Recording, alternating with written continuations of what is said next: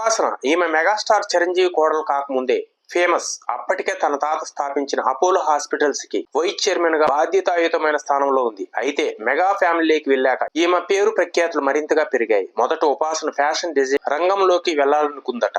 కానీ ఈ విషయం చెప్పడంతో తాత ప్రతాప్ రెడ్డి, నువ్వు ఎంచుకున్న రంగంలో కొంతమందికే సేవ చేయగలవు, ఎక్కువ మందికి సేవ చేసే రంగాన్ని ఎంచుకో అని చెప్పారట. ఇక తాతగారి మాటలతో ఉపాసన ఇన్స్పైర్ అయ్యి ఓ రోజు అపోలో హాస్పిటల్కి వెళ్ళిందట. అయితే ఆ రోజు ఒక భవన నిర్మాణ కార్మికురాలు పేద మహిళ కన్నీళ్లు పెట్టుకోవడం చూసి ఏమైందని అడగగా తన కొడుక్కి ఉన్న ప్రాబ్లం గురించి చెప్పిందట. తన కొడుకు చాలా ప్రమాదకరమైన పరిస్థితిలో ఉన్నాడని, చికిత్స చేయాలంటే చాలా ఖర్చు అవుతుందని చెప్పిందట. ఆ సమయంలో ఆ బాబు గొక్కపెట్టి ఏడుస్తున్నాడు. ఆ పరిస్థితిని చూసిన ఉపాసన మొత్తం చికిత్సకు అయ్యే ఖర్చు తానే భరిస్తానని చికిత్స చేయించిందట. కానీ ఫలితం దక్కలేదట. ఆ బాబు చనిపోయాడు. అప్పటికే ఆమెకు పుట్టిన నలుగురు అలాగే చనిపోయారట. ఆమెకు ఉపాసన ఆర్థికంగా అండగా నిలబడిందట.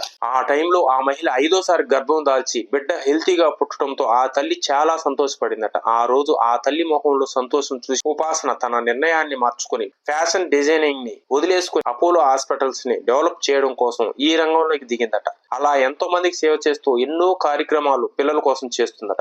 ఆమె దయాగుణానికి ఎంత హ్యాట్సాప్ చెప్పినా తక్కువే.